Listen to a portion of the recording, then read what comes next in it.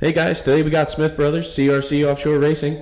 They stopped by to do a podcast with me. I really appreciate it, guys. Good to see you. Yeah. Good to see you too. Great to see you. I miss you guys. It's hard in the new Corona era to get together and see everybody, but things are looking brighter, which is good. Yep, that's for sure. I heard Point Pleasant seems to be solid on the schedule for September, so we're ready to come back to Jersey and battle it out. Unfortunately, in my last podcast, I told everybody it was going to be in August. But since then, the mayor's moved us to the end of September now. So just correction there. But I'm super excited. I miss the Jersey Shore racing. I miss that is one of those things in racing that's irreplaceable. The Jersey Shore. I mean, it's the nostalgia of it is it's unrivaled anywhere we go other than maybe Key West, of the memories that you can draw out of just pulling into the pits in Point Pleasant. Mm-hmm. Yep. I mean, we grew up on the Jersey Shore going to, way back when it was the Hennessy, and then all the years in the Benihana and seeing all the big names, the Betty Cooks, the Billy Martins, and then going and watching the racing on the Barnegat Bay, which had a huge divisional series that we used to go to. We used to jump on a little 13-foot Boston Whaler and whatever you pull guys out do. there and go watch them race around, and I always wanted to do it. And fortunately, here we are. Right. Who got you into it? Like I said, grew up watching it, and then we grew up spending the summers on Chadwick Beach Island, and you had Roger Munn and Jolly Roger, and Bud Crisp and Rated X and Gary Robin. At the time, he had a Magnum Commotion. Right. And Wild Turkey. And they were all on Chadwick Beach Island. Frank Lack with Wild Turkey. So it was like we used to run down to the marina and watch them put the boats in, and we were fans forever. And then in 98 or 97, he decided, hey, let's try this. Let's try it. So you started in an Active Thunder? We did, yeah. An Active Thunder. So that would have been Factory 1. Yes. Right, at the HP 500 or just before? HP 500, yeah. How does that? I always like to draw a comparison there. How is that those days of Factory 1 compare to today's bracket class? Is it remotely the same? I think it's pretty close. The nice thing is that the boats were set up pretty evenly with the HP 500s. You did have a little weight difference depending on if you were running the Kryptonite, the Active Thunder, the super boat back then. Ours was a true Active Thunder with the family cockpit in it and the bunks up front. You could go use it for the weekend, which was great. That's why we bought it. The racing was awesome. I think the fact that we all stuck to the 500 HP, we were pretty close with each other, so you didn't have people way out front. I think Class 6 has created a more competitive field in terms of we can't go over 70 miles an hour, so we are deck to deck. You know that. So you got to get a good start. You got to get around the turns great and keep that speed right at 69.9. Right. The Active Thunder, we could go 80 something in that, and some of the other boats were probably even faster than that. But you were living on the edge on that boat, right? And we did some damage to that boat in Point Pleasant in '98, and then kind of retired for a little while, and then came to OPA in 2007. Right, in the Corsa. Yeah, Corsa. In the Corsa. So I little 496 horsepower. It's funny. I talked about it with Randy quite a bit, and I guess it has been some time since I came in with the green boat there, and I had so many people asking me about our relationship because nobody remembered that, they were like, you spent that much time running with them. I'm like, man, I learned everything from you guys, Great. And that Corsa was a fantastic boat for Class 6, and now you're in the Joker, which is, I mean, it doesn't get any more Class 6 than that boat. I mean, it's such a solid hull. Yeah. It's a shame there's not more of them. Because that's a perfect boat to race in that field. One came back last year, maxed out, was sold to Dante, Dante Napoli. He, I don't remember the name he ran under. Showtime in Inglewood, and so hopefully that sticks. There's a lot of good not new teams, not new people, but new boats Yeah. coming, and which is awesome. I was talking to my father the other day, and we believe there's 13 or 14 brand new teams, brand new race boats, which is awesome, awesome. And then in Class 6, you guys were talking about the kind of the wide open aspect of Factory 1 there. The reason why I think I enjoyed Class 6 so much with you guys was even with my lack of experience or your wealth of knowledge there running tight in traffic, the bracket offers you an equalizer. Yes. And where you can line up in any boat, that Active Thunder, your Corsa, your Joker, and run them all the same way. Yeah. And I just think that that's the coolest thing. And we were talking a little bit before the podcast about the Hall of Champions. And I priorly said that the Smith brothers were in twice. And I actually had them mixed up with Mike Bocchino from You Gun Learn. But we stumbled on a pretty cool factoid that Class 6 went in the Hall of Champions, 5 years in a row? Yeah, starting with you. Yeah, 5 years in a row. Mm-hmm. So that just shows the dominance of the bracket classes. And the interesting thing, I think, if you look back at the results in Class 6, it's been competitive. I mean, it's always competitive. And what do we have? 13 boats in Englewood last year, and years ago we had 10 in Detroit and 13 lined up at St. Clair, and you look at the pictures and they're straight, no social distancing there. No. I mean, we were side by side, you could touch each other, the throttleman could touch the driver, and that's the thrill that Class 6 gives us, which you can't get anywhere else, I think. Right. Where it's competitive every race. The crowd sticks together. No, yeah. That's it. It's hard to get away. Yeah. And when somebody does, haven't done it, you can see how impressive that is, how hard that is, to run. Because people obviously people like to equate somebody way out in front to they were breaking out. But I've been a half a lap behind people and they weren't breaking out. I mean, it's just they nailed it. They're running the number. Yeah. And what I noticed with bracket class is the guys that come out and hit the nail on the head on the first lap, they get out and they get gone and they win the race. It's all. There is no warm up laps. Nope. There's no. You got to go. Yeah. There's no burning off fuel. Nope. There's no. It's all go from start to finish, which is awesome to me. I mean, not that everybody's not doing that, but in the bracket classes specifically, that first lap is often your hardest lap. And it's just cool to me to see the skill and the people that have come from that class to now be realizing 5 straight years of Class 6 Hall of Champion inductees. That's pretty wild. But we right now we're 2 months or about 2 months out, hopefully, from Cocoa Beach. Will be the first one now. And are you guys gearing up for that or? Probably not. We just can't go to Florida that many times. So I think North Carolina, and then Point. Yep. And then we're talking about Fort Myers. And obviously Englewood. Definitely. Wouldn't miss Englewood. No, Englewood's a permanent. That's the place to go. If you're a fan and you like the sport and you want to take a vacation in November, Englewood is the place to go. Yeah, it really without is. a doubt. It's not the party scene of Key West, but there's something magical about that place. I tell everyone, and anybody who takes my advice and goes tells me I was right. Yeah.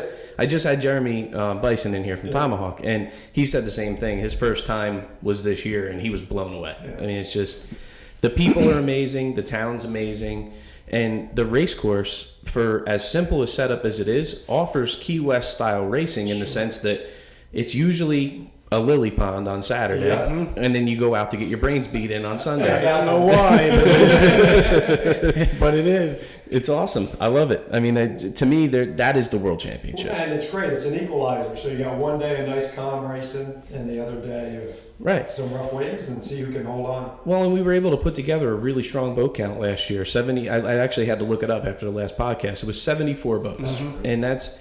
To me, I don't understand how you could equate anything to a world championship that's not Englewood. Sure. I mean, that's just watching the starts. Every class was 7-8 boats deep. That's racing, man. Yeah. I thoroughly enjoyed that this year. But we actually have some of your sponsors here on the table because I wanted to get into one of your CRC products that bailed me out multiple times. I've bailed out many people. So if you wanted to tell us a little bit about your sponsor there. Yeah, sure.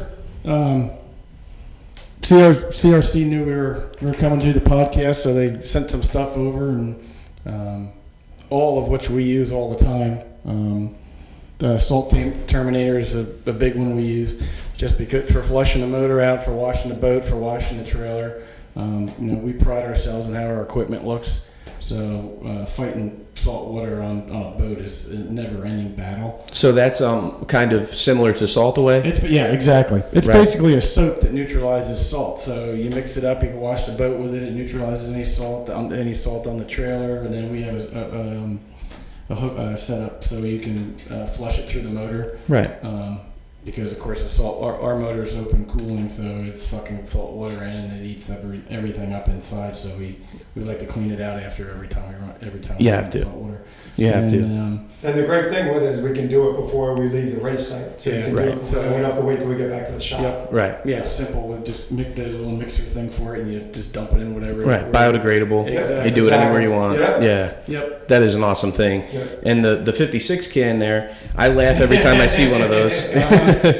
I tell the story all the time about the time I was going to loan you my boat in Fall River.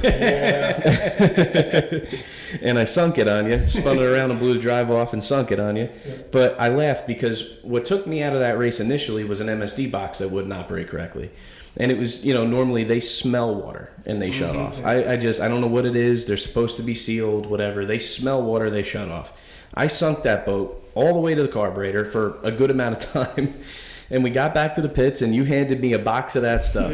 And in 20 minutes, that motor was running like it was brand new. It didn't rust. It did not. I mean, I covered the motor in the 56 can.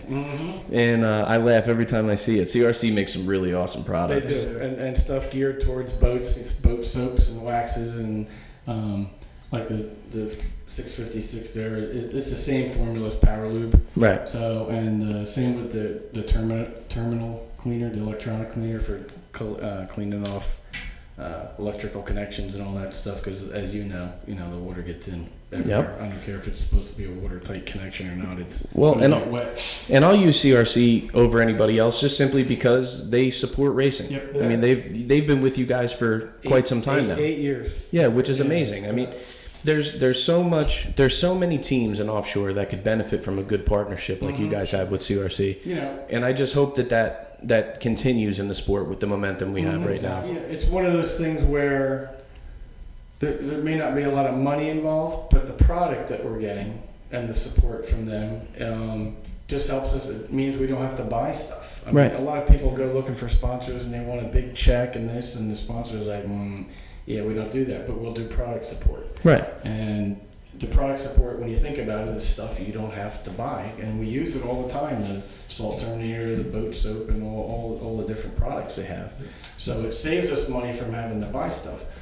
There have been years when they were able to help us out financially, and other years, depending on the economy, they weren't. But they've always supported us with product support. Well, this is a cool thing that I'm noticing. There's a shift in the thought process of sponsorship, and I truthfully believe that in today's world, sponsorship is not what it used to be. It's not as easy to come by.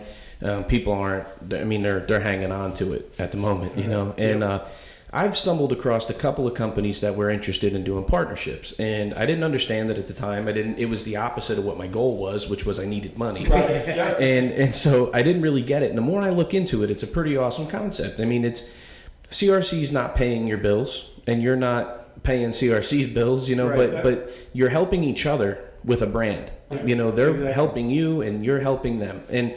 And I think that it makes you, just by having CRC on board with you, it gives you a more, not professional, but still professional stigma. Right. When you see the boat run, and there's a lot of us out there that don't have sponsorship, so it's not a knock on anybody else. But when you see that CRC logo go by on your boat, it looks like a race boat. Legitimate. Yeah.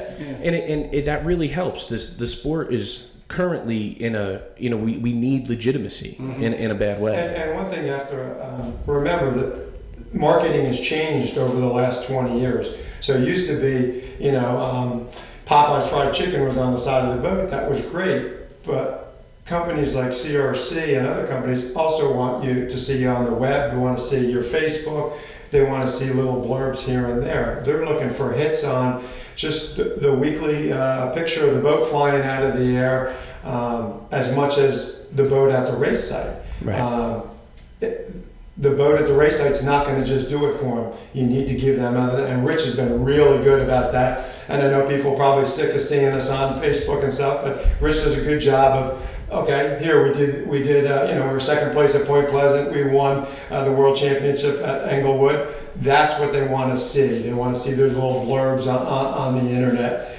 So more people see it, somebody follows it, somebody shares it, and they see the CRC logo. Yeah, and I'm sure the sponsors appreciate that, but there's more to that as well. What you do there, what they're asking you to do with that promotion, fans love that. Yeah. And I'm a fan. So when I'm not able to be at a race, last year I missed quite a few of them. I just had engagements home that I couldn't get away from, but it kills me that the live stream ends and then there's just nothing. Right. You're hoping for hopefully there's some pictures that pop up, or you're stuck trying to call everybody and they're not picking up because they're at the awards and you want to know what happened. It's like, and so I appreciate that. I'm sure your sponsors appreciate that, but most of all, I think the fans need that. And I'm loving the big social media push. Sure. It's so cool. I wish that was around 20 years ago. I mean, because it's just the access to content now is beautiful. Exactly. It really is. And it's easy. Yeah. And one of the things CRC does is they give us a couple cases of samples. So when we go to the parades and the block parties, we're giving out little samples of the 656 and all their other stuff they make for the marine market, and the fans get to come away, go to the parade or the block party and come away with not just candy for the kids and checkered flags and hero cards and the other stuff everyone gives away, but they come away with something they can use. Hopefully now they're going to buy. Yeah, and it's funny because we have people come I don't want to say just for that, but they come and say, "Oh, do you have any?" Well, and we do. We keep them for people. I make my rounds. Yeah, exactly. I make my rounds. I come get my can. But it's been a great relationship. It's been fantastic for us. Awesome. And something I guess you probably shouldn't flush your boat with there. Yeah. This is a new one. In fact, I just picked this up on the way over. It's Rockabella.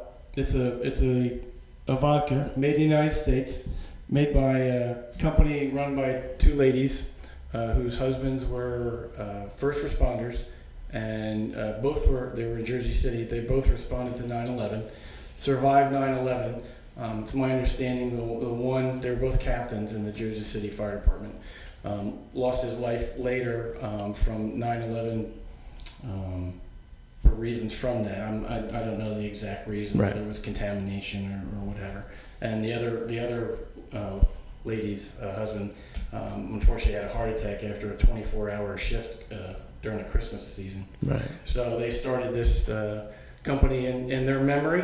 It was something I think they were doing at home, making their own stuff with other people's vodka, which is why it's a flavored coconut, mango, pineapple. Sounds good to me. Unfortunately, we all have to drive home, so we can't. And proceeds from the sale go towards a charity they've started that supports families of firemen and first responders. Well, God bless them. It's not just, hey, let's just sell some stuff. There's a purpose to it. How do you say it one more time? Rockabella. Rockabella. So just like rock music, Bella. Right. So everybody at home, give it a shout. Somebody probably in Italian, it probably means pretty rock or beautiful rock because it looks like it has a diamond on it. Right. Well, everybody give that a shot. That's a cool story. I like that. They're going to be on the boat at least in Point Pleasant, and hopefully going to do some more with them. They're a Jersey-based company that's trying to spread the word. And are they going to come? Are they going to come to Point? That's their plan. They'd really like to come to some of the pre-race stuff and do some tasting and get the word out. Well, I look forward to meeting them. That's awesome.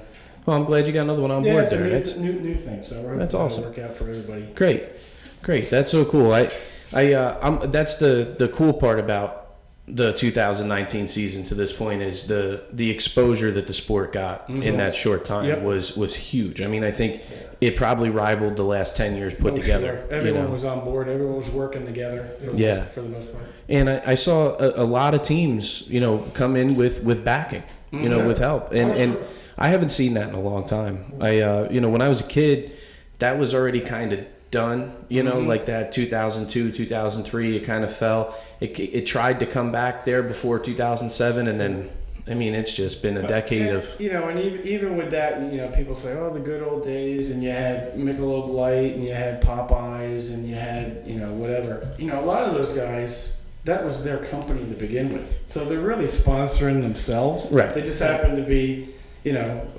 wealthy individuals that loved offshore powerboat racing. I mean, the dudes were racers. I'm not taking anything away from that. But they had the money through their companies to sponsor themselves. Right. I mean, Billy Martin ran Bounty Hunter for years and years and was very successful at World Championships. He never had a sponsor. It was Right. Bounty Hunter. Oh, you definitely don't need them. Michelob Light was Michelob Light for Joey Ippolito and then for Betty Cook because Bernie Little owned the boat. He was Florida's biggest Budweiser Anheuser-Busch distributor. So, there was sponsorship in the past, but it certainly wasn't like NASCAR, where companies want to get their name on a car. I got a little story for you. I know you were talking to Jeremy last week about how you got into it, how you got excited about it, but Howard Arneson, who we just lost last month or last week, I think, I was a 14-year-old kid sending out letters to boats, and he was all the way out in California, I believe, running the Arneson Drive boat. Yep. And it was a couple weeks before Point Pleasant, and then sends a handwritten note back, said, "Come see us at the pits." Cool, 13-year-old. I go with my two buddies. He had to work. He had to work, so he couldn't come. I was working in New York City, so I couldn't come. Nicest guy in the world said, "Here's a shirt for all three of you. What are you doing tomorrow?" I said, "Well, we're staying we're at the beach." He said, "Jump on the boat for the parade." 13, 14-year-old kid, and the biggest race that you know of, and so we got pictures and drove around Point Pleasant on the boat back when it was Satisfaction and Betty Cook and Howard Arneson and. That's too cool. I was mad. Yeah, I still have a picture so I can bring that out and say, "Hey, that was me, not you." But yeah, I mean, and he went out of his way to be friendly to people. To make you feel like you weren't interfering with what he was doing. It was awesome. Right. And we try to emulate that. Yeah. Billy Martin was the same way. I had a T-shirt and signed pictures from him, and he didn't know me from Boo. Right. He lived about a half hour away from where we did, and same thing. We'd send letters to everybody, right, and get stuff, but really went out of their way to welcome us to the sport as kids, and we try to do the same thing. I mean, it means so much. You see dads or families walking with little kids, and they're just looking up, and they're like, "Oh my gosh, that's really cool." You have Dude, to you want to pay. come up in a boat? Say what? Life Come on changer. up. The eyes get and it's so cool to pay it forward because I'm not too far removed from that, So it's so cool. Like one particular memory I have was that East Tawash race we did. The block party there, they had the coolest thing go on where the schools made it a project that the kids made their own scrapbook. That's awesome. So they had to find 20 teams, and then they had to go find the teams and get autographs, and they got extra credit if they brought it into school. So I just thought that was the coolest thing because all the kids were all over it. And I laugh. I put so many kids in my boat that the next morning we woke up to go to the driver's meeting, and me and my brother are standing there, and I think he asked me to grab something for him, So I went to grab it, and I'm like, man, what the hell's going on? I couldn't move my arm, and I'm like, oh man, I gotta drive the boat, So I'm not saying anything because you gotta, I don't want anybody to pick up on it, So I'm not saying a word. I'm just kind of sitting there, and then all of a sudden it dawns on me. I'm like, I picked like 200 kids up last night. But it's so cool. I'll do that anywhere. I'll do that anywhere for anybody because I truthfully believe that is what this sport's all about. Yes. I do. The pits are open. Come see us. Yeah. It's about sharing it with us. Yeah. It's not about us doing this and then you come see us. It's share it with us. Understand how cool this is because I think it's one of the last things you can still do that isn't super regulated. It isn't. We have a great set of rules. We have a great safety plan everywhere we go. We really do have a great program, but it's not stepping on anybody. Yeah. Nobody's getting their balls broken over anything. I mean, it's you got to have the basics. Yep. But after that, it's on you. But and to say we're not just looking at 10-year-olds, teenagers. We're talking to 20-year-olds and 30-year-olds that they're right on the wall. Ooh, should I try this or not? Yeah. And someone like Fran, who's been kicking our butt for the last year. Well, we've gotten him enough time too, but he came into the sport and loves it. As a fan. As He a was a fan fan first. And We were now all- he's a we racer. were all fans And first. we love it. The more the merrier. We don't want to race there by ourselves. We want 13, 14 boats. Yeah, absolutely. Start, And it's true. And there's something to be said for Chris Rendell. Yep. That everybody's got their own opinion of the bat boat. Correct. But to me, it does offer an easy start. Yes. It really does. If you want to get your feet wet and understand what this is all about, it gives you a good opportunity. And I like the seats for rent. Yeah. I do. I'm still a fan of that. I know it's dangerous. I know a lot of people have their own opinion of it, but you're in there with a veteran racer like Chris. Chris to this day is probably one of the best people I've raced against. Sure. He's fantastic. He's tough. He's tough as nails. And I Great don't- races, very confident. And I don't know his girlfriend's name off the top of my head, but she wheels better than I do.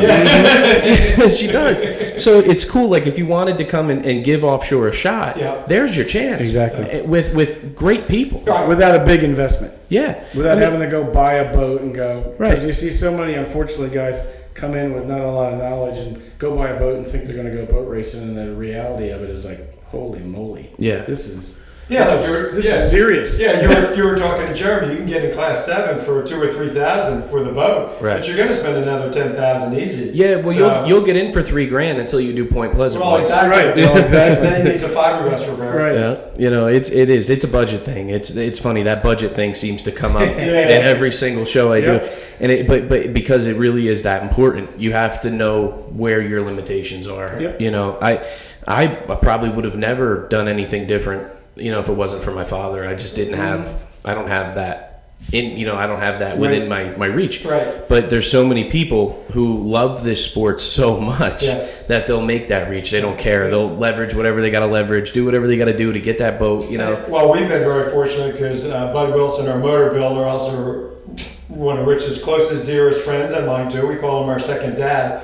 Has been with us for 20 years. There's a lot of us that think that too. Yeah. What's your dad? No, but he is. We love him like our dad. He's race dad. He's race dad, and then so he's the motor builder. We do what he tells us to do for the motor. But like that, we would not be able to do it without him. Right. And then we've got Dennis Carahan, who's we call the boat chief. Boat captain, whatever. He's the fiberglass specialist, Right. and he was fixing our fiberglass when we after Point Pleasant a couple of years ago. And if it wasn't for that, we wouldn't be back here. So. I do have to say that you have my favorite crew in Offshore. You do. We love them. Your engine builder, Bud. If there's still people in the sport who haven't made their way around to saying hi to Bud yet, they really should, because I love Bud to death. He is one of the nicest people I've ever come across, and he always tells me when I'm wrong. Yep. Always. I love it, He'll man. do it quietly, but he'll say it. And Dennis and just the whole team is just your whole team is fantastic. I couldn't wait to have you guys on, because I wanted to try to explain to people what the sport really is all about. Yeah. And I'm so happy that we had Randy, Jeremy, and now you guys, because I'm starting with our grassroots that make the most sense. Yeah. It's you guys have been doing this for better than 20 years now, no? Yeah. So that's, we were just talking about the sport and how amazing the sport is. If that doesn't say it for me, I mean, you've been doing this for over 20 years. It's incredible. I love it, but it starts with that crew. Yeah, and it starts with having help. And like I said, we have 2 race dads that come with us that enable us to concentrate on the boat to go racing, and they help out and do the little things and big things. Or if we have a problem on Saturday and we have to fix the boat, they're both there. They'll run to the store if we have to, or have the knowledge to be able to fix it right there. So it's great. I got to experience it. I've never been a part of a full-fledged team before, and not that my team isn't a team, but we're a skeleton crew compared to most. And I got to experience it a little bit with my brother running with Aaron with AMH. Where they have a beautiful team. Yeah. They led by Kenny, their crew chief Kenny. He keeps them all moving, Yeah. and nobody's sour grapes. Right. Everybody puts their best foot forward. Everybody wakes up on the right side of the bed in the morning because it's not about them. It's about that boat and the performance of that boat. And I it's the first I've seen up close seen it, and I'm realizing how cool that is. You know, like you guys and like them. There's so many great teams in offshore. Yeah. Just to start listing would be out of control, but it's so cool to see the whole wheel work. Right. You know, it's really neat. And it might start as families like you and Anthony or Rich and I. There's so many families, but it becomes a bigger family. It becomes a race family. Yeah. And then you enjoy going to the races because you get to see your race family. Yeah. Six or 7 times a year. We missed everybody. Yeah. I know. You know, even you know, we had talked. You had mentioned our accident in Point Pleasant. We were so that was May, and we didn't come back until August, just to the races, and we hit because we missed everyone. We went up the Fall River to be basically spectators because we just missed seeing everybody. Yeah. You know, And that's why now we got that going with this COVID. We haven't seen anyone since February. My God, it's so horrible. It's so horrible. I look forward to that February awards party almost like the day after it's over. Sure. I look forward to it again because I like Inglewood's over. We all go home, and I think everybody kind of does the same collective deep breath, like Decompress. We made it. I got some time, you know. But then it's only about a month later, and you're like, ready. Yeah, exactly. Where's the boat? Yeah, You know. So it's funny, man. It's so true. And I was worried that when I first started talking about this with Randy or Jeremy or now you guys that people wouldn't understand it. But the more I talk about it, I'm realizing everybody feels the same way. Right. Anyone who's a racer feels that way. Yeah. I mean, you want to be racing no matter how much work it is and how much it's nice to have a little break. You still, man, I'm ready to go. Well, and how funny is that I don't know. I've been around a lot of other types of racing, but this is really the one I dove into. Yeah. But I never saw people, like I know buddies of mine that race enduro and motocross and stuff. They don't like the people they race against. They hate them. Dirt track racing's like that too. They hate them. Security to turn 4, there's a fight. You know? Yeah, and they'll wreck each other and go crazy. I don't think I've ever seen that in boat racing. No, but let's go back to one reason why, and you don't mention your dad enough. I don't think his dedication and his love of the sport is infectious. Right. So it makes us want to go to a race because it's not like we're going to the race and if there's a problem, we're going to battle up against somebody who's just running a race and that's all we're worried about. He's worried about the race, making all the racers happy, and so we're safe and it's a good competitive race. And that's infectious. So it's a nice, relaxed family atmosphere. That's created. It's taken him 15 years, 16 years to do. To get everybody on board. I mean, and what he always says, man, I just wanted to have a place to go race boats with my friends. He doesn't have an agenda. He's not trying to make $1 million. But he's not trying to rule the world. He just wants to put on good events so everyone can have a good time. He's a bit of a unicorn. Yeah. Because and he really is. And I promise everybody watching this, I will have him on soon. He's the only person I've ever met in my life that loves anything the way he loves offshore. I've never seen somebody so dedicated to something. Every day, there's not much that goes past him. I mean, he picks up just about everything.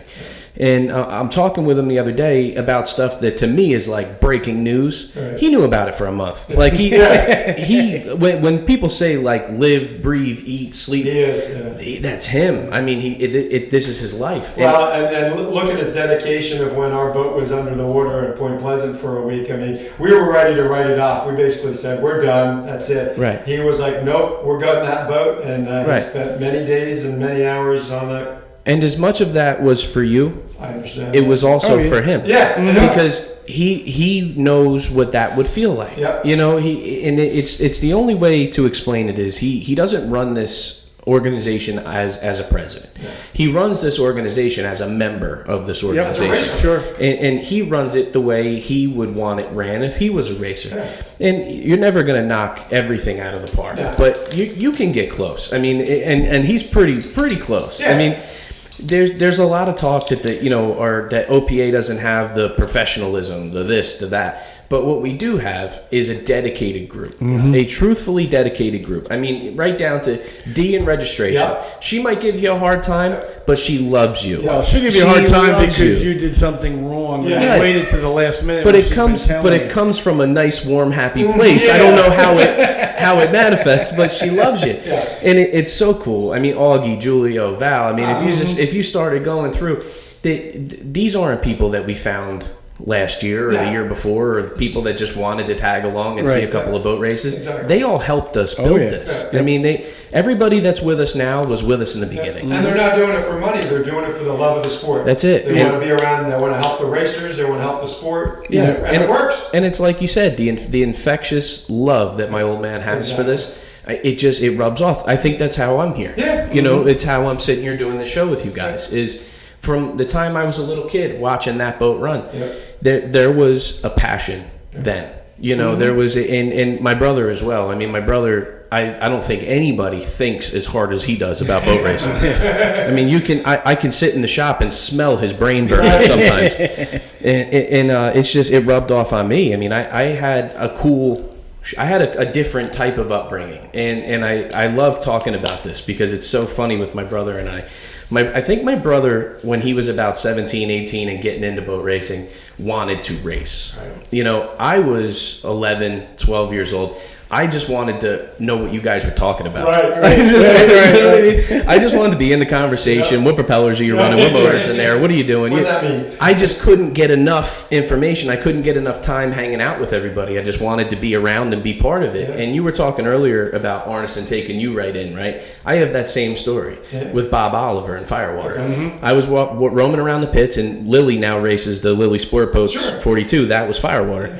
And to me, that was, if you've ever seen the original paint job, I'll make sure I include it in the cast here. But the original paint job on that boat. With flames, right? It was the flames. Yeah. The front was peeled back with the steel underneath it. And I remember being a kid and walking up to that boat and just being like, this is the coolest boat I've ever seen in my whole life. And if you've ever met Bobby Oliver, I think he's about as tall as this building. Yeah. And he came and scooped me up, and he didn't know who I was. I mean, my dad was just racing this boat. Nobody knew who he was or anything. And he took me in a barbecue with him. He had me wearing a Firewater shirt. He basically kidnapped me, And my dad finds me about an hour later, and he's like, get out of there. What are you doing in there? Bobby's like, he's fine. He's hanging out. He's teaching me stuff. Yeah. Right. So we had two different kind of starts there, and I think I fell more in love with how everything works. I fell more in love with the guys, the camaraderie, the organization, I bleed OPA. I love what we do. And I think whereas my brother grew up just wanting to beat people. Yeah, he wanted to beat people. Yeah, he's going after the competition. Yeah, so it's so funny how the two, it's there's so many different ways to love this sport. Oh, sure. And that's how I'm here. I mean, it's my dad, he runs the show, but he's the guy. I've had a conversation actually just recently with Mark Henderson about it. That I couldn't see anybody else doing it. Yeah. He jokes around with me, and I hope he's joking that one day, you're going to be doing the drivers' meetings. No way, man. It can only be you. It can only be you. So I appreciate that. I don't talk about him as much as I should, but he is the chief. He is the chief. It's interesting you mentioned about people thinking it could be more professional, but if you look at all the groups previous to that tried to be professional, and I hate to use the word like NASCAR because it's a terrible comparison. It's horrible. They never worked. No. They had a little quick season or something, and then it just fell apart because it's not that kind of sport. This isn't the sport where people are going to tolerate bullshit. No. This sport is supposed to be fun. People do this because we love this. Correct. Exactly. The second that changes, people bail. Yeah. It's too much work. I mean, look at what you go through to get your boat to a race, right? Any race, an easy one. Yeah, you didn't break anything. You did nothing. Yeah.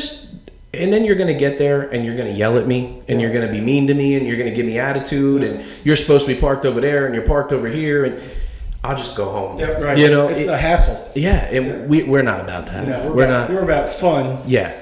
Fun first. And competitive racing and, Yeah. and family. Yeah, and truthfully, I think it created a professionalism. Sure. Because Sure. it's funny, I watch when Smitty gets up and says something in the drivers' meeting, you guys better do this today. Yeah.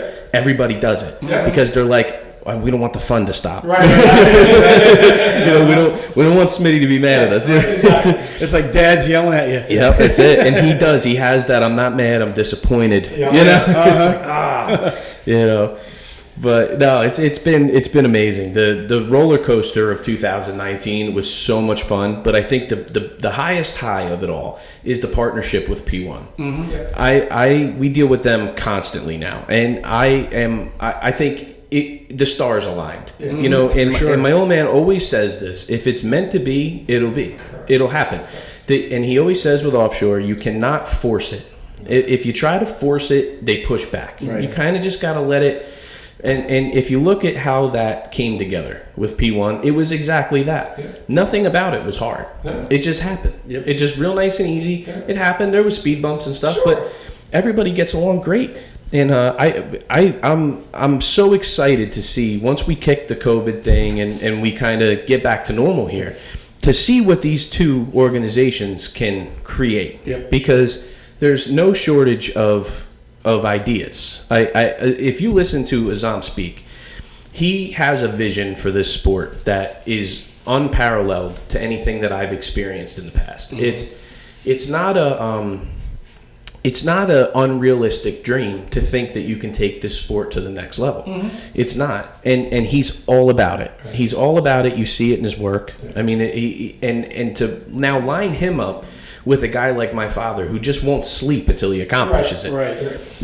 I can't wait to see that grow. Sure. We just had a conference call the other day, and we're gonna actually have him on the show here with me and Smitty, and kind of wrap up what's been going on, and give some 1-2s on what we're expecting here in the near future, but ultimately to speak to the goal of these two organizations moving forward, because the potential is absolutely endless. Sure. Endless. Yeah. I mean, his work overseas that he does with the guys in the Middle East and the Class 1 teams and UIM and all that, it's so cool. Mm-hmm. There's no this is better, that's better, it's just cool. Yeah. It's another form of boat racing that is so neat to me, and it's no pun intended, but foreign to me. I mean, I've never seen it or thought that it could come here. Or I mean, we've seen them try. I mean, the Qatar boats came with Sheikh Hassan, Sure.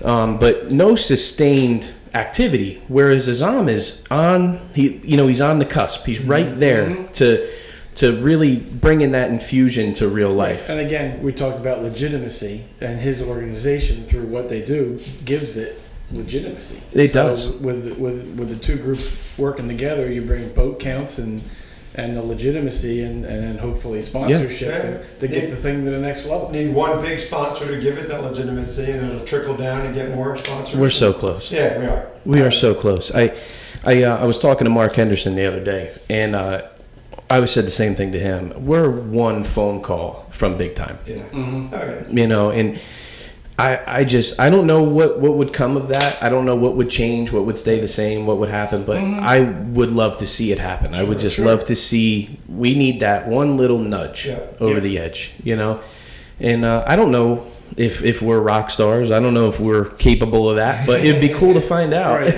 We're rock stars when we show up in St. Clair and we show up in Michigan City and Englewood Beach. And, hell yeah, man. Yeah. Pleasant and the other races. For a weekend, we are rock stars. Now, you're 100% people don't know right. our names generally. It's usually the boat. Right. It's usually the Was Up boat. They want to see the Was Up boat. That boat, Well, world famous. And it's funny you bring up that point, because we were talking earlier about sponsorship, and Offshore is one of those weird white elephants where you're not sponsoring the people, like it's not, you're not sponsoring Nick Smith and Anthony Smith and Smitty and Rich and Pete Smith. You're sponsoring the Was Up Fountain, the Was Up Viper, the Smith Brothers Joker, and it's the boat. It's the fans realize the boat, and then when they meet you, it's like that's what puts the icing on the cake. But they know the boat, so it's so cool when you're in that realm of sponsorship and where we are right now, where the organization needs a little bit of a push.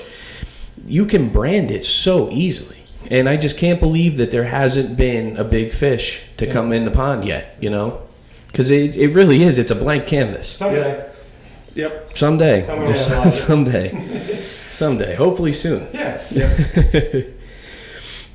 But we got... Hold on one second. I can edit this part out. Are we okay? Mm-hmm. I saw you trying to get my attention. Oh, no. It's a lot hotter in here than it is up there, so. Oh, you I door was- I open? was trying to. Yeah, we're good. Okay, awesome. It did help open up the window. Thank you. I mean the door. Yeah, appreciate it. It got, stagnant quick. It really did. All right, but I can jump that little part out. I just wanted to make sure I didn't have a camera shut off or anything. Nope, all good. All right. So what do we got? What do we got next? I don't know. What do we got next? What do we got Whatever next? we talked about. What do we got next? Class 6. Class 6. We got lots of boats coming. Man, I watch you guys. I mean, just from my prior, dealings with Class 6, I have to watch. I mean, every race I watch Class 6. And the one super cool thing about Class 6 is it seems like you get a new barnstormer every year. And whether it's sustained or not, I mean, I think the veteran aspect of that class eventually weighs in, and like with Fran and you guys and Mike, and you guys have so many races under your belt at that bracket that even if you had somebody come out of the box with some real hefty equipment, the veteran aspect eventually takes control. And I love that because Class 6 is the perfect example for what bracket class was intended to be.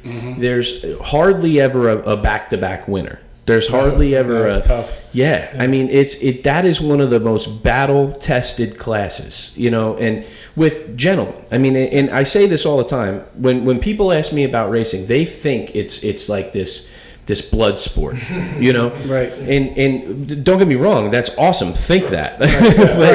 But it's truthfully, it's not. I mean, it's a dance almost, and I learned it from you guys how to get that line and shut that line down without hurting anybody and staying safe, and and that's what Class 6 has that in abundance. I mean, I jumped in with Mike there in last year and the year before, and I felt right at home again. Sure. I mean, I wasn't uncomfortable running with anybody. You see so many of those, not to knock them, I'm in the class now, but like Pro Stock V, there's a video at almost every single race site of two boats getting together. Sure. Right. And I just it's awesome, but Class 6 is not that. It's gentlemen, hard-nosed racing. You respect each other. Yeah. We want to beat them, but we're going to respect each other's space. And Which I had to learn from you guys. When I went to Class 5 there, the year after I left Class 6, Cohen introduced me to the other style of racing. And I love John to death to this day. I think he's probably, I had the most fun chasing that Y2K around, but it's different. I moved from that 70 to 75, from the 26 footers to the 30 footers, and I thought it was going to be no big deal. I mean, they're a little bigger. They might cover me in the rough, but it's 5 mile an hour. Right. It was a whole different world. Yeah. I mean, whole different world. And don't get me wrong, I thoroughly enjoyed it, but nothing like that turn 1 in Class 6 where it's actually like negotiating. Yes. It's skillful racing, not just bulldogging people around the course. Yep. Which I learned also changed when I got in Ray's boat with you guys in Ocean City. When you got me a little wet. Here he comes. He's trying it again. Well, I thought you forgot about that. It's been a couple of years. Excuse my Starbucks plug here. But it is hot in my podcast room today, ladies and gentlemen. You have to forgive us. Yeah, we have a couple of new or old boats, or old new boats coming back. We got the Nopper boat coming back, the Sutphin with Johnny Saris and his buddy Mike. Mike, Actually, he told me what the name of the boat. I wrote it down. What the boat was going to be. Oh, maybe I didn't. Anyway, and we got Brian Williamson from Perdition with his buddy Gavin. They're going to run the old liquid Courage? Booker Courage. The Warlock? The Warlock. Yeah. Oh, that's amazing. Yeah, I love that boat. Then we got your old boat in the hands of the old Green former Machine. Liquid Addiction crew, Yeah. who've moved on to the same hull but different boat. Yeah. So I'm it should be a interested. hoot. I'm interested. I mean, obviously that's my old boat, so I'm going to be interested. But I'm really interested to see how they do, because it is the same hull, but it's a little different with the extension box to having the gimbal bolted on the transom. Sure. The extension box will offer a little more bow lift than having the gimbal right on the transom in that boat. So they may like the way mine runs. I mean, mine runs over on it. Mine drives like a Porsche. It just doesn't have to get up and go like a Porsche. Right. She's a heavy slug. Right. But I'm curious to see how they do. It's heartbreaking because Jeff loves to send me pictures. He sends me pictures every day of nothing. I mean, he'll walk past the garage and take a picture and send it to me, and I'm like, I actually had a customer in here the other day that has an original '81 Carrera, and I'm like, dude, please, how much do you want? How much? I need it back. I'm coming, Class 6, I'm coming back. And it's funny because that's another thing that you grow attached to in the sport. We talk about the guys, the sport, everything, but the boat. Yeah. The boat. Everybody forgets the boat. Yeah. The boat, like the Viper on the wall behind me. My old man, if you offered him the winning lottery ticket, he wouldn't sell you that boat. He wouldn't give it up. It was too hard for him to get it. You can't get another one. Exactly. So it cracks me up because that is such a common theory in the sport that I can't replace that boat. Nope. But you could do a lot of other stuff. Right, You finish your house. Your wife would be happy. Yeah, exactly. But nope, can't replace that boat. And you touched on the boats and all. And everyone asks us all the time, "Well, when are you gonna step up to another class?" And so, well, why? I hate the word entry level. People used to call Class 6 entry level. So like, well, you're supposed to run that and then move on to another boat. Well, what other boat would we go to? Honestly, we can't run a 26-foot boat in Class 5. Right. It's just would not be competitive. So there's no reason to sell our boat and build a Class 5 boat just to go 5 miles an hour faster. Right. The next step would be, most likely, a Super V Light. Well, that's a whole different ball game than running a Class 6 boat. Yeah. But budget-wise. And we're talking budget. And it's a whole different ball game now. And testing-wise. And testing and just the whole thing. Now, a lot of guys can do that. They've done it successfully. Steve Papp, obviously, the Will Mama guys have transitioned from bracket, to those classes. But they're spending a lot more money than we are, or have. And that's it. To do it, That class was intended to be a pretty simple deal. I mean, the 525 runs forever. I mean, we've proven that. I mean, it's bulletproof. And running the 525 through the Bravo, you're tearing some gear sets up here and there, but nothing too bad. Yeah. But these guys now, like you mentioned Steve Papp, there's a guy that goes to a race, brings home a winning boat, and completely tears it apart. Like it was worthless, And they don't stop working. Right. And that's everyone. I mean, everyone in that class right now. And it's amazing to me that how long have those boats been in competition? 25 years? Yeah.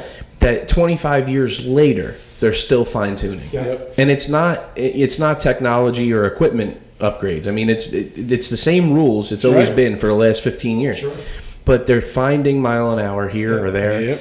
And if you're not looking for it, if you're budgeting and you're not going to happen. You're going backwards. You don't have a box full of props. You're going backwards. And I talk about Britt a lot, but justifiably so. I mean, Britt is raising the bar in the Super V Light category, or Pro Stock, whatever we're called now, Pro Stock V.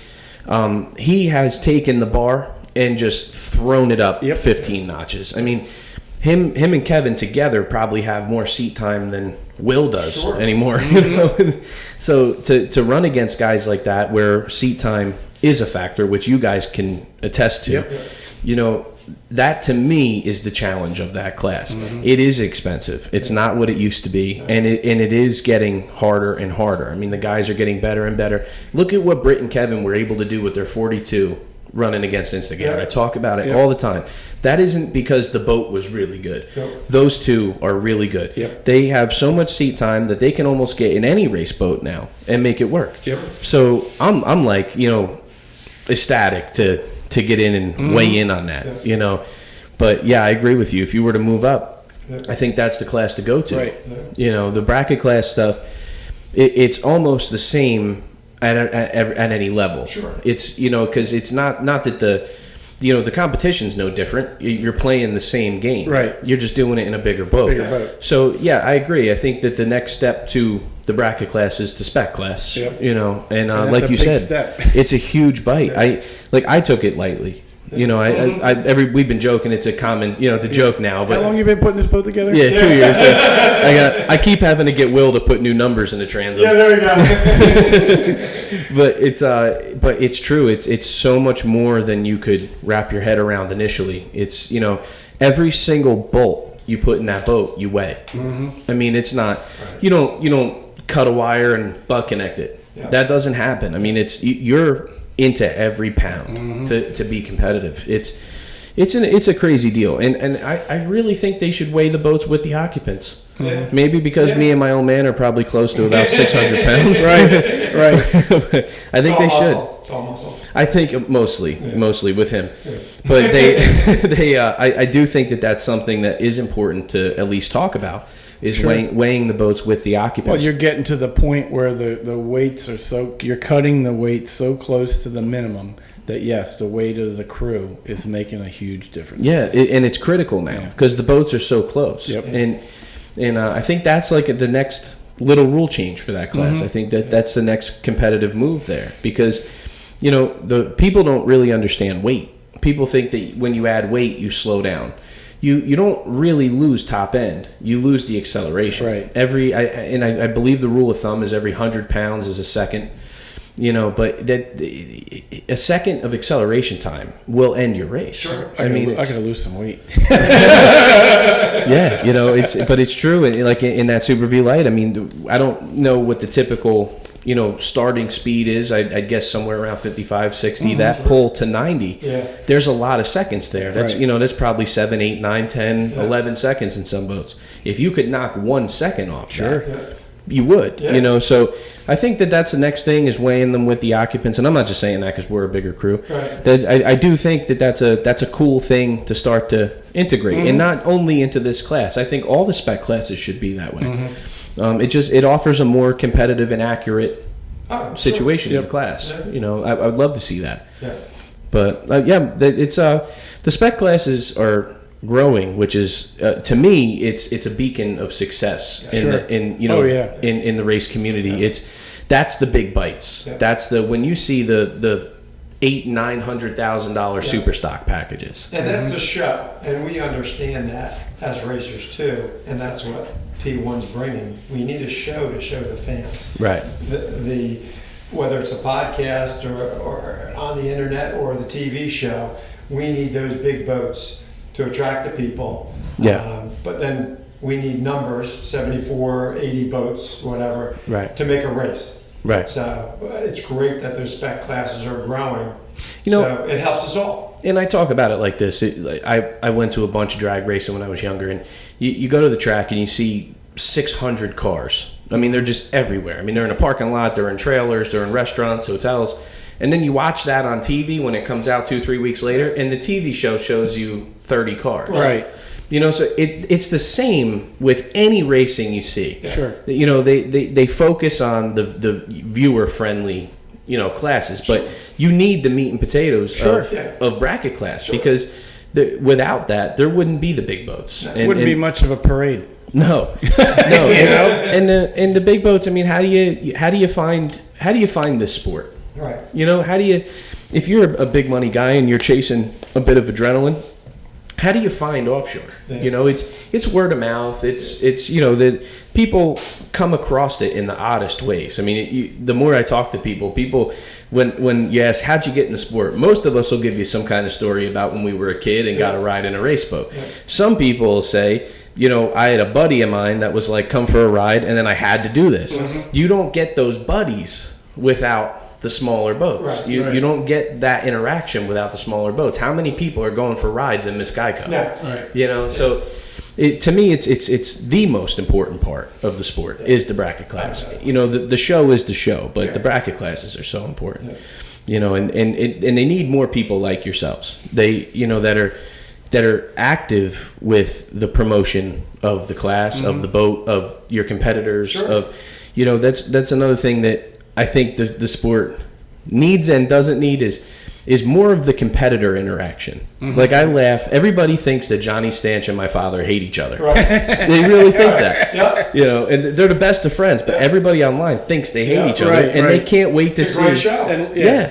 And they can't wait to see. Smack talk. Yeah, I want to know who won. Was it Yeah. Stanch or was it Smitty? And, Right, you know, right. Stanch always has some kind of excuse. Right. Unfortunately, here you got the two boring Smith brothers against the other. We're not that tight, but No, but you know. but what's cool, but what was awesome with it was, like, I remember racing with you guys. I would constantly make the joke, there's only room for one set of Smith brothers. Right, exactly. You know, unfortunately, only 3/4 of us are here right now. But I always made that joke, and it's funny because the fans dug that. The Yeah. fans, you know, your stand-up professionalism translates to my kind of just rough, you know, way out in front of stuff. You know, we play off each other well. Sure. And it's funny because when we were doing like the TV shows in like the 10 to 12 range there with the Amsoil TV shows, Yeah. I love that. Oh, like, to yeah. me, I love Yeah. going back and watching that Yeah. stuff. Yeah. And it wasn't like, you guys aren't boring. You offer an actual intellectual assessment of what happened. You know, Right. when they say, Rich and P, how was it out there? You don't go like me,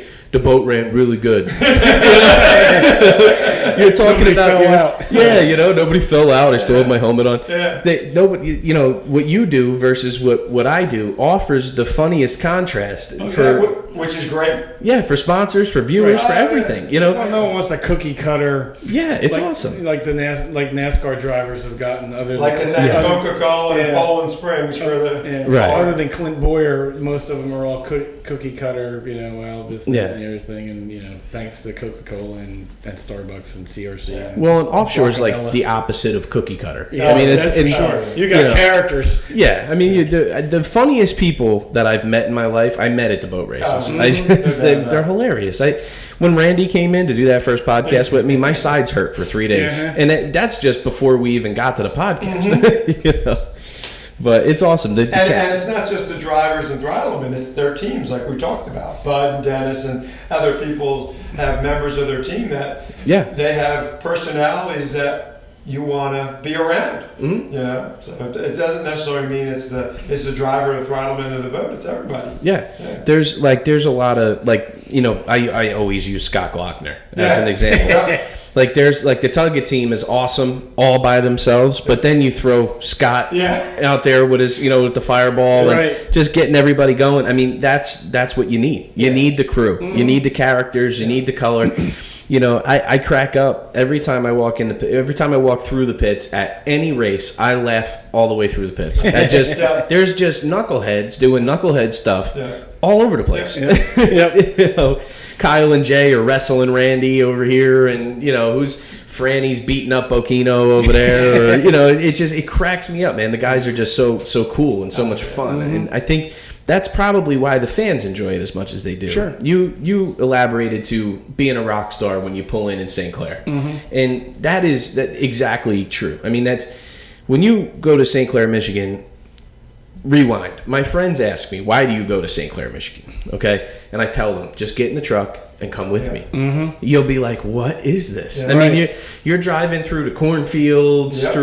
over the hills, down the corner. You know, all of a sudden you come into this little tiny town with water that looks like they Yeah. shipped it in from the Bahamas. lowest Right. water Yeah. you've You ever know, seen. Yeah. and then every single store, and maybe this is just because I'm from New Jersey, but every single store you walk into, they're so nice. Yes. Yeah. They're so nice to Yes. you. Yep. They can't wait to see you. I mean, they Yeah. love the boat race. And even the people that don't love the boat race, at least joke about it. Yeah. Right. Yeah. Right. You know, it's great. And I made it, I was talking with maybe Jeremy on the last podcast about, I met kids when I was just starting out that are now my age and looking to get into boat racing. Right. And these are kids, this is an actual, I can prove to you that all that stuff you do with these little kids, it pays off. Sure. They come around every single year. They all want to race. They all need to know, how do I get in this? What am I looking for? What kind of boat? Yeah. And these are kids I met when they were 8 years old. Well, now they're driving themselves to the race instead of dad dragging them. Dad Exactly. still might be going, but now they're driving dad there. Yeah. So it's great. Yeah, they're the next racers. It's fantastic. And there's so much new blood in the sport that it's amazing. There's no shortage of examples now. You know, I'm bad when I start naming names. I feel bad because I leave people out. Right. But so I'm not going to name names. But there's just so many young people that are getting into this sport right now. Some of them with, historic last names. Some of them without. And I just think it's amazing because if you're a young kid that was interested in this sport 10 years ago, who were you going to go talk to? Right. Me or Johnny Saris? Or there wasn't. I think that was it. Until a couple years later. So now you can walk in the pits and there's like 40 guys that are your age, that can tell you how we did this, and that's a good testament to Class 7. Oh, yeah. As well. Oh, definitely. Oh, yeah. Class 7. I mean, Class 6 was Class 7. Now with Class 7, it's kind of taken that entry cost spot, But I just got the opportunity to race Class 7 last year, and I believe you did the year prior with Ken, right? Yeah, and Ken's Kryptonite. And it's close racing. Yeah, it reminds me a lot of what we do, even in Class 6 or Class 5 or 3. There's no shortage of competition in Class 7. No, you quickly, that's a thing. I hope people, if they listen to anything I say about Class 7, you quickly forget you're doing 60. Correct. Everybody likes to hang their hat on that. Like, this is why I'm not going to do it. It's such bullshit because when your green flag goes up, if you told me we were doing 160, I'd believe you. Right. It doesn't feel like you're going any slower or faster. Nope. You're in a pack full of guys that can really race. And then add 3 or 4 footers. Yeah, and good luck. Yeah. Hang on, man. Yeah. When we went out on Sunday in Jeremy's boat, I don't get afraid. I mean, I never had that. I didn't have I have the nerves. I hate when people tell you that they get in the boat like sunshine and rainbows. Yeah. I get in the boat. I mean, I got shit going on, but I don't scare easy. We're coming out the inlet, and I'm like, man, are we gonna be able to get through there?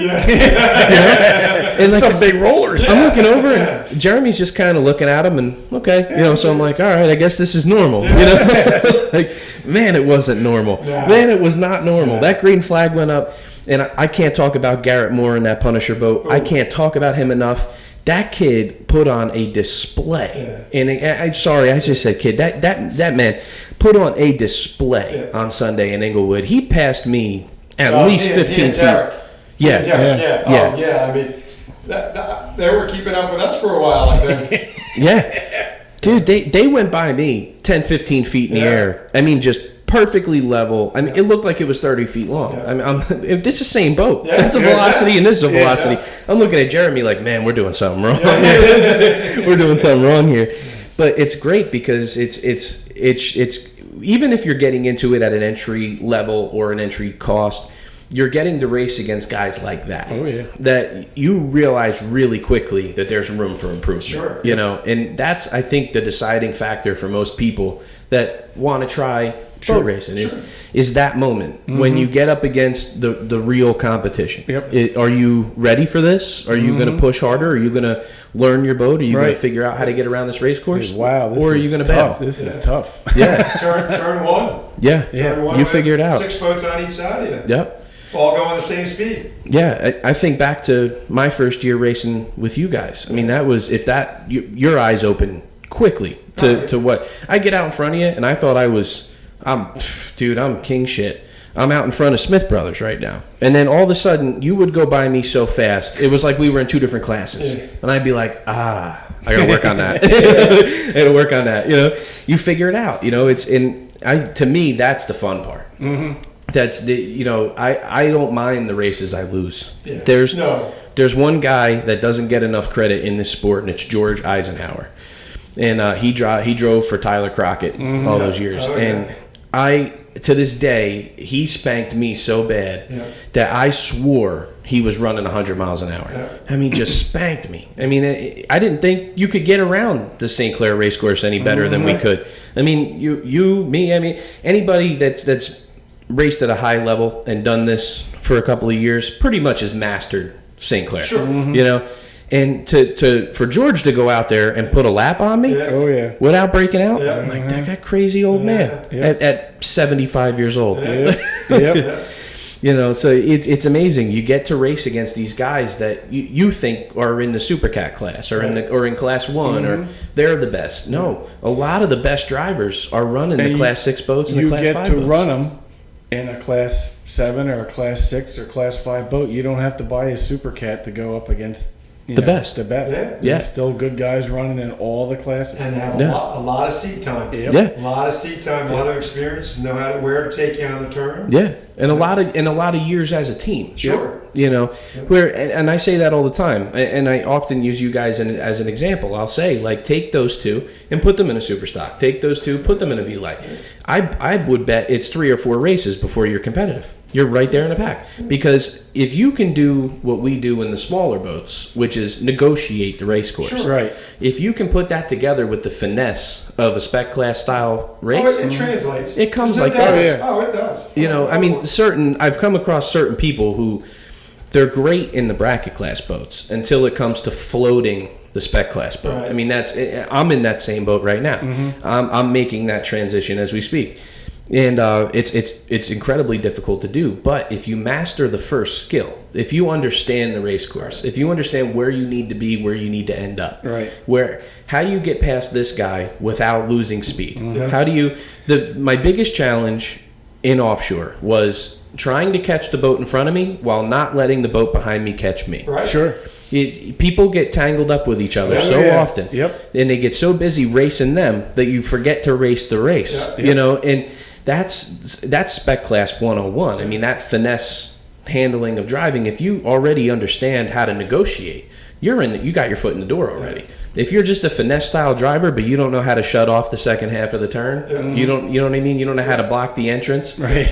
There's no way you're going to succeed. Yeah. So to me, the bracket class guys come in with a leg up. Well, if you talk about a lot of seat time and people being comfortable, Ray and Rob Burke, you never counted them out because they had so much time in the boats that they raced that they might be, a quarter mile behind you, but then the next lap they're right next to you. So Yeah. this is their experience running the race and And you could going never around the turns. and you could never count Ray out. No. I mean, Ray, for those of you watching or listening that don't know Ray Merck, how long's Ray been racing? I mean, since 75 years. at least at least 75 years. I mean, Because he's 75 years Yeah, old. exactly. He's my idol. and you would go out, head out the inlet in some bumpy stuff, and you would think, Ray's probably going to sit this one out, Yeah. and he's second. Yeah. Yep. It's like, where'd he come from? Yeah. Just a warrior, Yeah. That I had so much fun when I stepped in for Ray in Ocean City to race with you guys. But my favorite part of that whole day was when I got out of the boat. And I was walking up to Ray, and I wasn't sure what I was going to get, because I didn't win.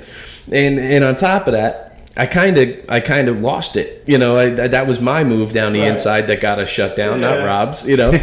And I walked up to Ray, and it was exactly what I expected. He shook my hand, he said good job, and he told me he would have won. Yeah. So I can't say enough about the bracket classes. Yeah. I love them. There's nothing like it. Yeah, we all get along. We all would help each other out. If someone needed a part. Yeah.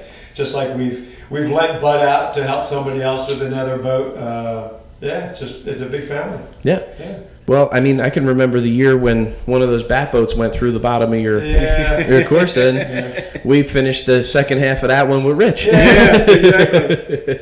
We donated navigators. Yeah. Exactly. But that's the camaraderie, the brotherhood that is offshore is untouchable. Well, I mean, it's- not offshore, OPA offshore. OPA, And that's, you're right. That is the Result from your dad. result of your dad. The setting down. This is how it's going to be. This is how I want it to be. Where if doesn't matter what class you're in, if someone you're racing against, someone in another class needs an MSD, needs a bolt, needs a water pump, needs a drive, come and get it. Yeah. And we'll help you put it on. Where you at? Yeah. I mean, everyone is like that. Yeah. You don't find that a lot in all motorsports where everyone is willing to pitch in, but because offshore is tough on equipment, we want all the boats to be out there. If Right. a guy in class 6 breaks down on Saturday testing, well, we don't want to run a race and win or come in second because they're sitting on the trailer. Yeah, What do nobody- we need to do to get you out there? Yeah, nobody that I can think of wants to buy the win. No, You know, no. I think for I think it would be true for 99% of the participants on the course. They want to go out there and really win. I mean, they want to race the best, and they want to know when they won that they did something, that they really went out and did that. And that to me is so important to highlight in what we do now, because there's a lot of new people in the sport, and there's a lot of not first timers, but haven't been around in a long time, or raced here, now they race there, or however you found your way into our family now. We don't give them away. You know what I mean? We don't give the W's away. No, that's not what we're about. I mean, you got to earn it. And I think that is why we produce the competition level that we do. I always laughed back when they used to bring the Florida guys to beat the Jersey guys, and I'd laugh. I'd be like, you don't know what you're in for. You don't know what you're in for, man. Where you race, they don't even let you pass in the turn. Right. You know what I mean? And big wake-up call. And I think that drove, they drove everybody up. I mean, it just brought the whole ladder, with it. The competition breeds the camaraderie, because you want to get them out there, you want to race them, you want to win. The maxed out guys, you guys, Ray, there I go, naming names again. Yeah, exactly. Naming names, but coming up, I benefited from that education. I wouldn't trade it for anything. I wouldn't have, wanted to have been in a Supercat or Class 1. I'm so happy how I came through. And one of the greatest things is that our race course is different every place we go. So you've got St. Clair, where you're dealing with the current, a tighter turn, and then next week we come to Ocean City and we're dealing with hurricane weather, and then we go down to Point Pleasant, again, hurricane weather. Then we go to a lake on Lake Apacon, and it's a smooth racetrack, but you got to watch your speed. Or Fall River, we got to race around a lighthouse, a bridge, a sub, under a bridge. Don't hit the battleship.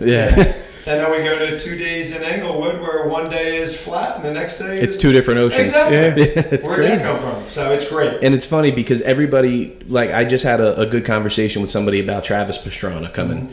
And to me, he's the first high caliber celebrity that I'm excited about. Sure. He's a racer. He's a real racer. Yeah. And he understands, he comes from a world that I think is as close as you can get to what we do as far as a changing race course. Crazy people getting in the boat.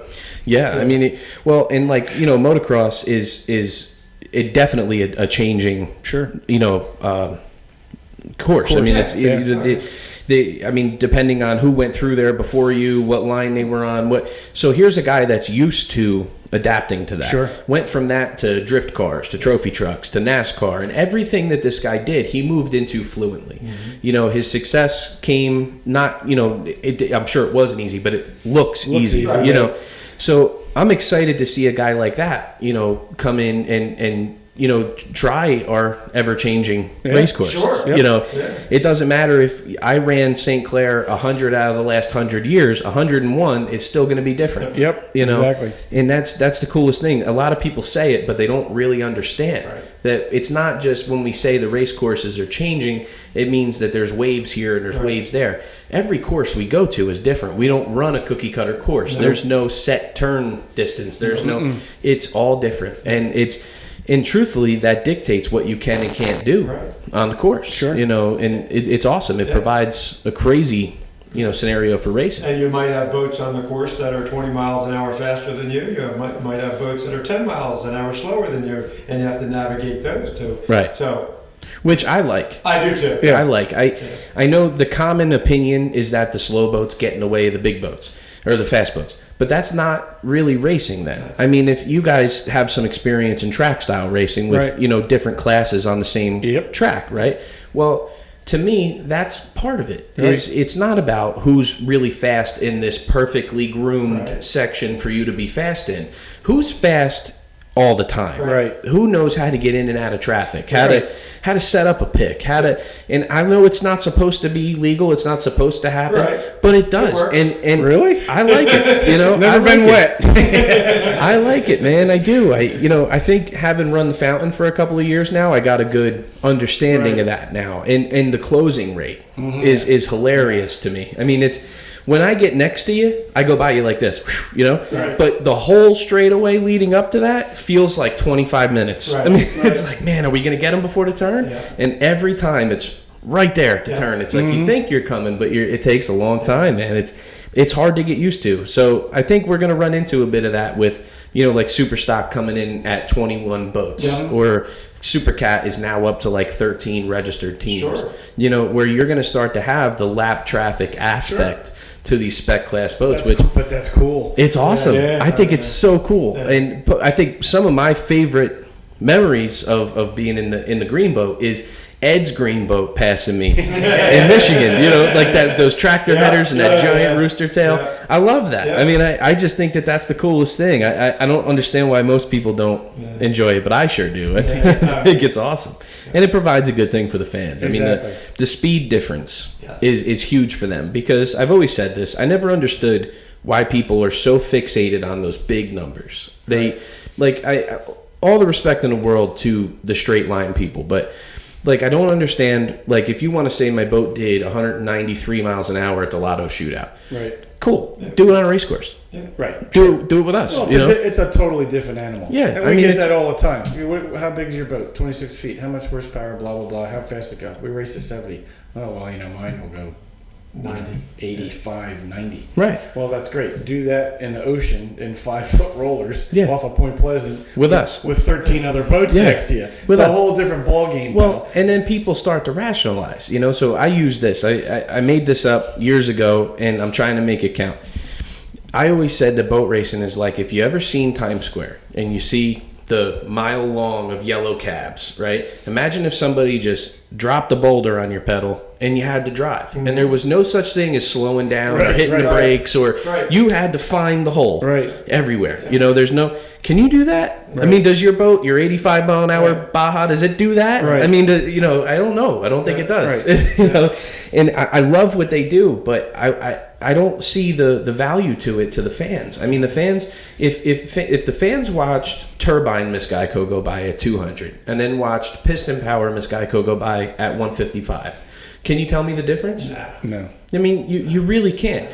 So all you're doing by, you know, telling people how fast these boats are and pushing those numbers is making yourself have to work harder than you need to. I mean, I enjoy watching a Class 6 race as much as I enjoy watching a Class 1 race. Sure. And the lap traffic on the course of 155 to 70, or not that really happens. We don't put Class 6 on the same course as Class 1, but to see that speed difference, the variance between Class 6 to Class 1, to me is enough. I don't need to see the difference between Class 1 and 200. No. Right. I don't need that. Right. I think the speed really isn't the issue. It's irrelevant. It's irrelevant. I'd be happy if they said, well, we're going to race Class 6 at 60. I don't care. Because it's just going to be the same thing. You're going to have 13 boats going into the same turn at the same speed and battling it out. The speed really is not relevant to what we do. And you'll see more competition. Yeah. And I've said this, the slower you get in the bracket classes, the tighter the competition, because the less mistakes. Right. You know, you don't see,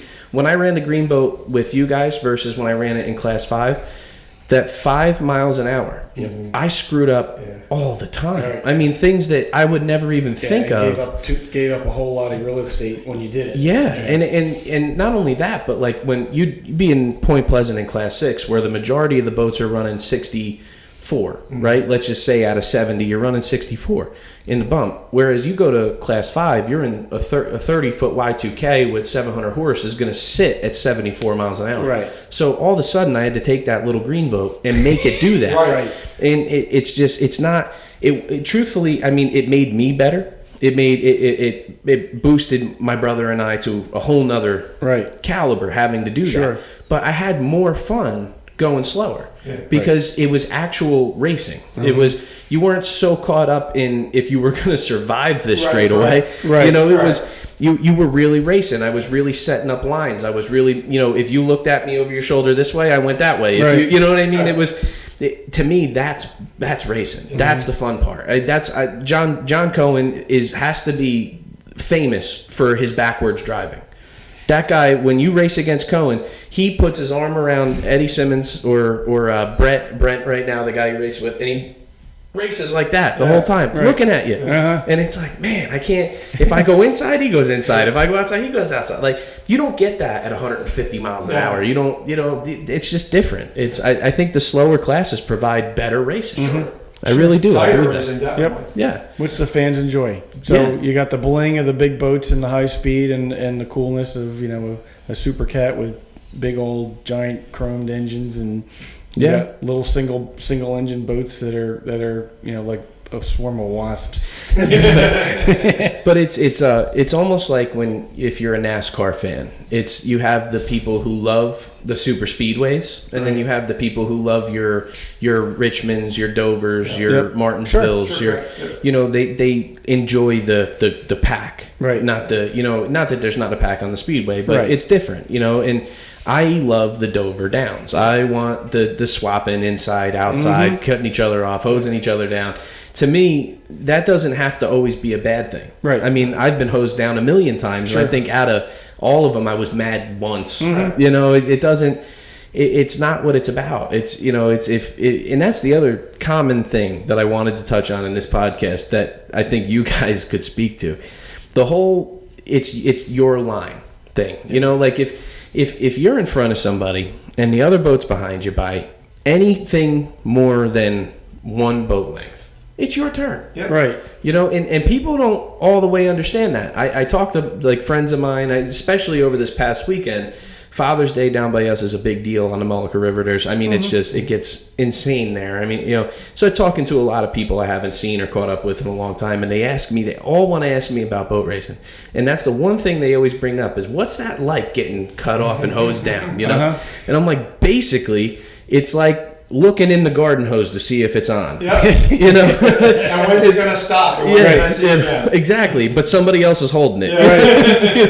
It's the water hits you in the face, it hits you in the chest, and you just kind of follow it around the turn and try to find your way out of it. Yeah. But I never get mad at that. I mean, I'll take that. It's the whole cutting somebody off thing is such a perspective driven thing. I mean, like, I raced with you guys as tight could possibly be, and I've never had an issue. I've never had an issue with anybody. We never had an issue with you. No, I mean, we've gone in the turns that we were probably, you beat us to the corner, by 3-4 feet. Yeah. Hey, it was your turn. You were there first. Yeah. We got a little wet. And I think the common thing is you would have did it to me. Right. They would have did it to me. That being said, nobody's cutting anybody off and doing something unsafe. But again, if you get to the buoy first, it's the boat in front's buoy. Yeah. You who's following, you got to back off. If I'm following you into a turn and I know you're going to go to that buoy, why am I still in there? Right. I mean, to some extent, you got to blame the person that drove in there. Drive a different line. You're not gonna. Obviously not gonna get the buoy. You're not gonna get the inside, and you already lost it. That's the perk package of being the leader. Yeah, you know what I mean? exactly. So I had a long conversation over the weekend about that. I wanted to touch on it because it's such a misconceived thing that people think that that we're slot car racing, and we're not. I mean, it's you're really running. Yeah. I think a bit of that too is the live stream doesn't catch the turns all that well. No.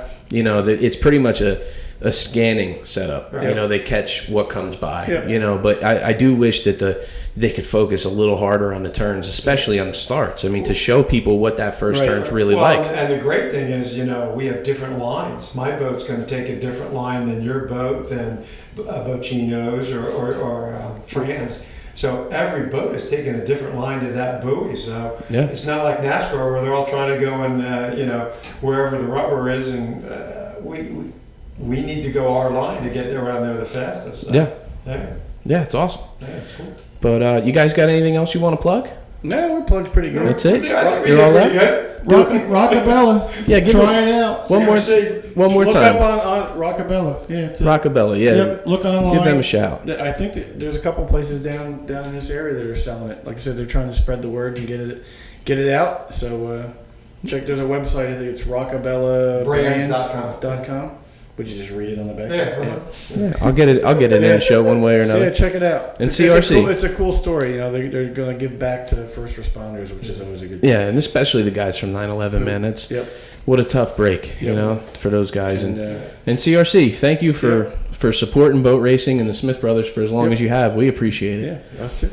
it's nice. Rich has tried really hard over the years to try to find a local sponsor for each race because the sponsors love the race going there, but they don't want a big investment for a whole season or something. It's just a way for them to participate Right. in the race. And they love seeing how we make out. And they feel like they're in the boat with us when we're going Right. around. So whether it's St. Clair, Lake of the Ozarks, we've had some great sponsors over the years, Point Pleasant. It's fantastic us to have a partnership with people. Well, we really need it. Yeah, we do. We really need it. I mean, this sport isn't cheap, Nope. and we need all the help we can get. That's Yeah. for sure. But all right, guys, it's a couple hours there. Yeah, Cool. Good to see Wrap it you. up. Yeah. Thanks for coming in. Yeah, when we, Yep. I appreciate it. Point Pleasant, Point Pleasant, Yeah. Cocoa Beach, Yeah. Fort Myers, Englewood. Morehead City, Yeah. Englewood. Yeah. Englewood. Bring it on. Race Bring it around. on. Yeah. Thanks, guys. Till Thanks, next everyone. time. Good deal.